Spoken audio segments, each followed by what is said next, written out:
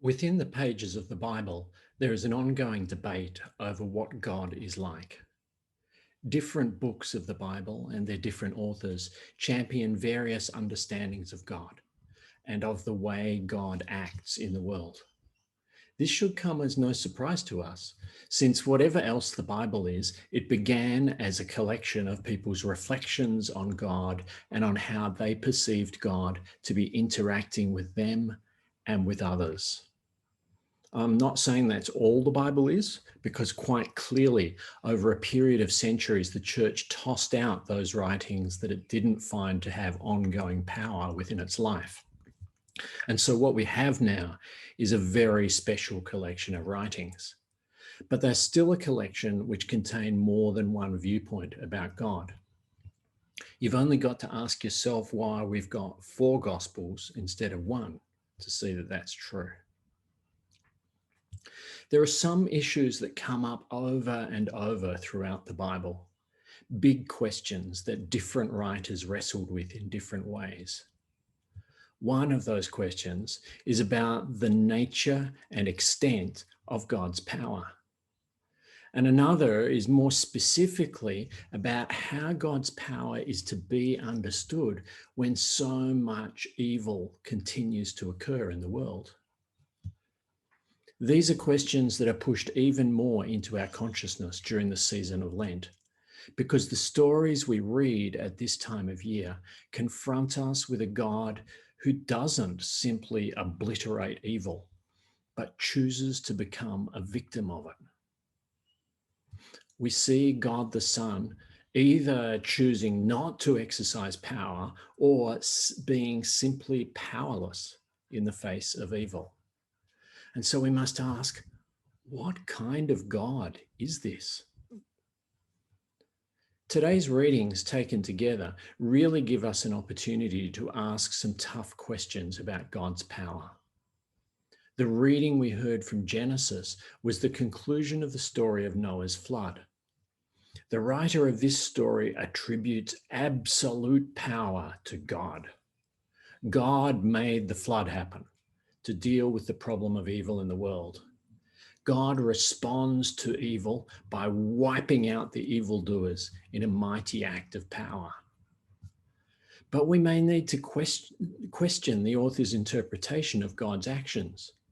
You see, in this part of the story that we heard, God is promising that there will never again be a flood that destroys the earth in such a way. So, did God keep this promise? Well, if you believe that floods are caused by God and you're anxious to defend God's honor, you could argue that there has never been another flood like that one, but I'll bet you'd have trouble saying that out loud recently in Uttarakhand, India, or in South Kalimantan in Indonesia.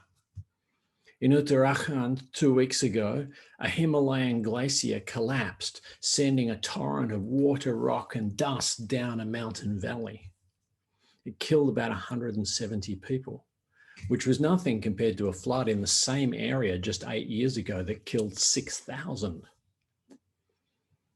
In South Kalimantan a few weeks ago, one of the worst floods ever seen in the region hit depths of 3 meters in some neighborhoods and displaced tens of thousands of people. I don't think you're going to be able to persuade the people there that God kept his promise on the grounds that there's never been another flood as big as Noah's one.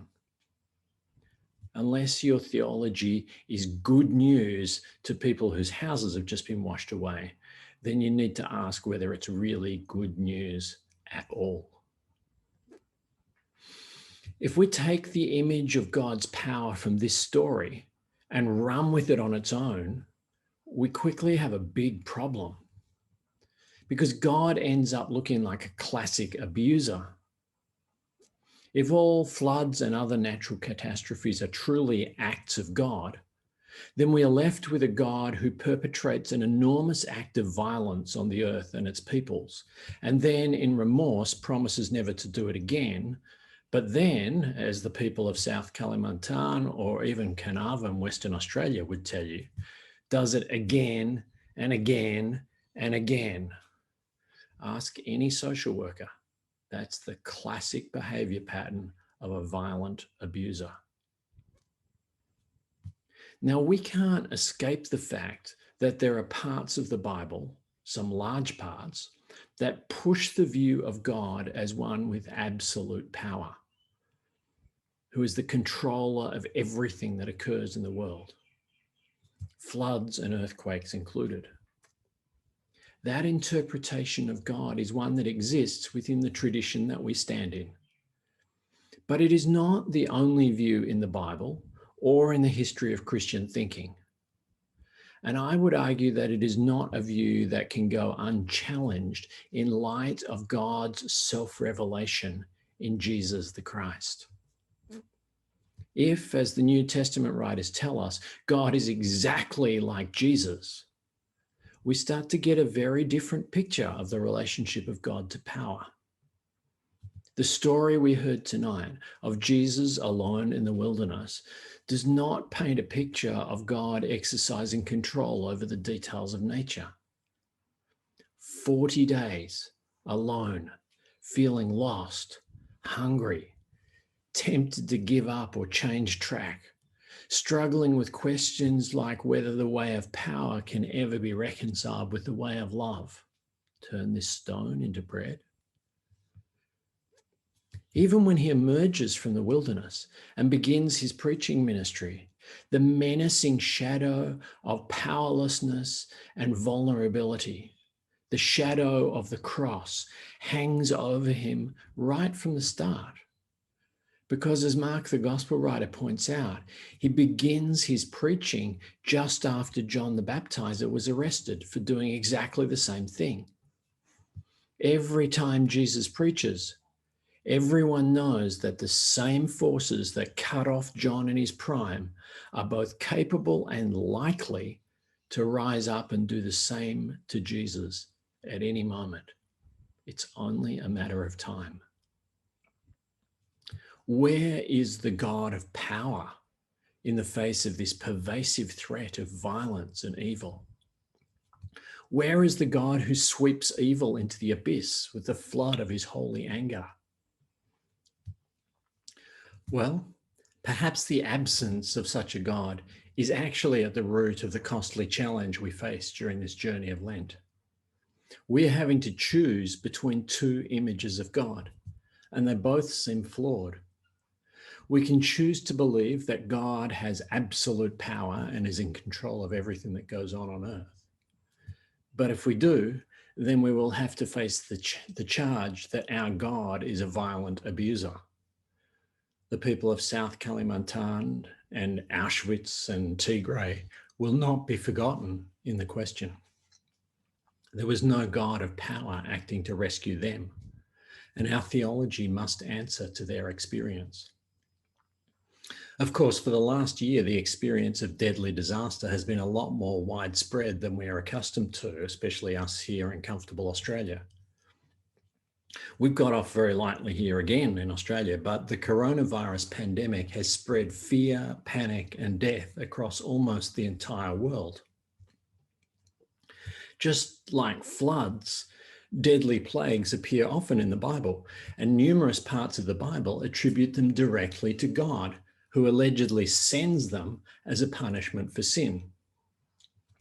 If you want to believe that, you still have to deal with the question about why God's means of punishing sin are so indiscriminate. Why does it seem to hit the deserving and the undeserving without discrimination? If God has the power to unleash a deadly plague on command, then surely God has the power to first immunize the innocent and righteous, or at least to control the targeting more accurately. Can we really hold that God is a God of unlimited power if God is unable to accurately control and target his own power? Alternatively, can we grapple with the possibility of believing in a God who looks a lot more like Jesus? A vulnerable God whose power is limited, a God who experiences powerlessness, a God who cannot respond to evil by just wiping it out with an act of power.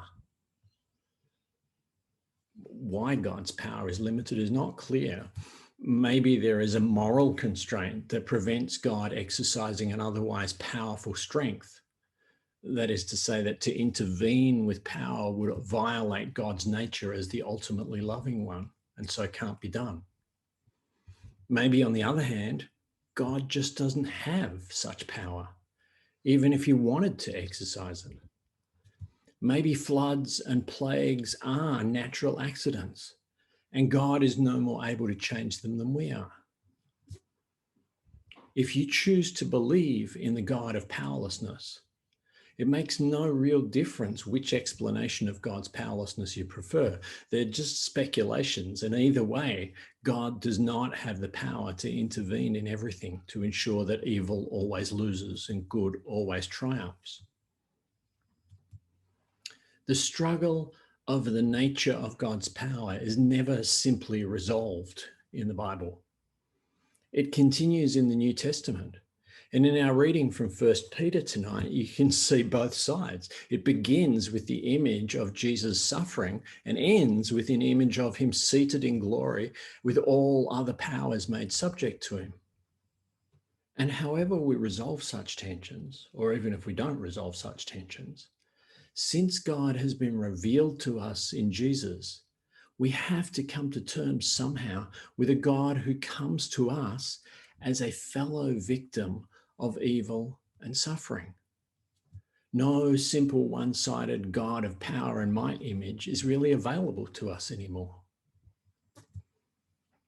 During Lent, we have to wrestle with this painful dilemma for some weeks before we arrive at the revelation of how there is still extraordinarily good news in this.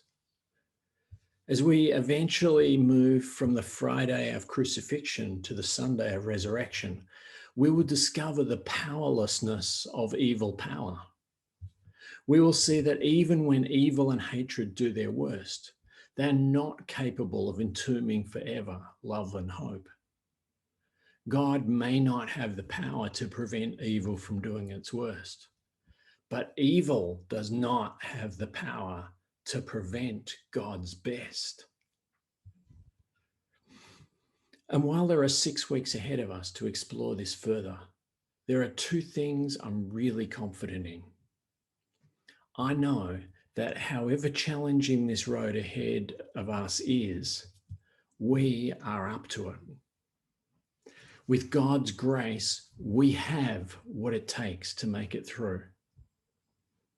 And I know that when it comes to the moments when we have to back one image of God or the other, for my vote, I'd much sooner entrust myself to a God of suffering and resurrection than to a God who sends floods and earthquakes.